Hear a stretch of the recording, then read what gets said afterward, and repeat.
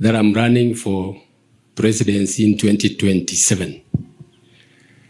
As a matter of fact, yesterday I was given a certificate by the party on which I'm going to run. You may ask yourself that why, CJ, are you coming to politics? I'll tell you why.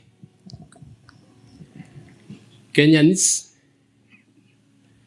we are a great nation, a great nation with great people. Great people who don't deserve to be where we are now. And myself, to stand for presidency, and if you give me the privilege of leading this country, I want to restore back to you your country which has been stolen. Your country which has been stolen. Economists will tell you that Kenya was programmed to be, and Nairobi in particular, is known in Africa and is supposed to be the business hub of the continent. It is not anymore, and unless we watch it, our country is sliding very badly. How will I give you back your country? I'll give you back your country by doing two important things. What is killing this country is impunity, because those who go to leadership, instead of exercising the power given by the people of Kenya on their behalf, they want the Kenyan people. They take that power and they want the Kenyan people literally to kneel before them. I will restore Kenya's power, sovereign power, to the people of Kenya. I will get us to implement the Constitution. I have said this before.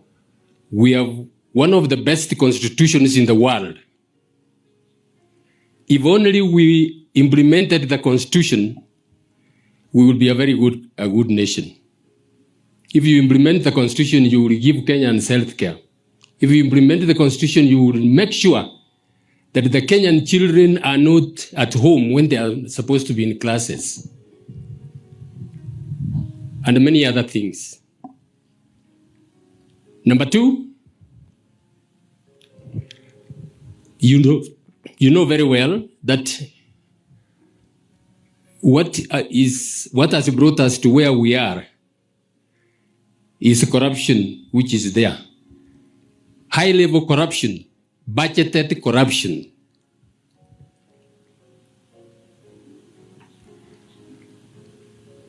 If you give me the privilege of leading this country, I will deal with corruption head-on. There will be no more payment of capitation to non-existent schools. There will be no more payment of hospital charges to non-existent hospitals. And I will deal with wastage in government. Then we will be a great country. Kenyans, trust me. If you give me the privilege of leading this country, I will not steal from you. I have said that before. Apart from the salary I will be given, that will be audited by the Auditor General, I will not take a penny of the Kenyans' resources that will be given to me.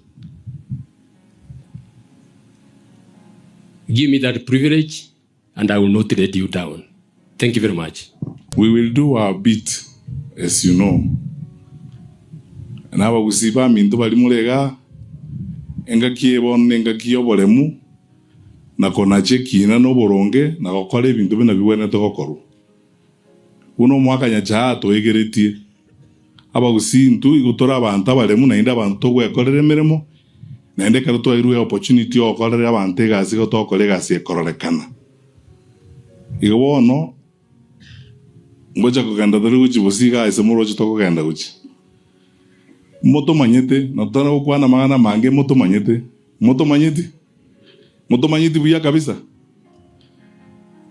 ojaiti gaisa nego moto manyete ingaki yegwika ntokora hiyo togane tigo kara bosto bwene tokora buna nyasara atorae mheshimiwa Arama tebya abantu bamintu bonse tobe tayari. We have a date with destiny and I believe the Lord's will be done.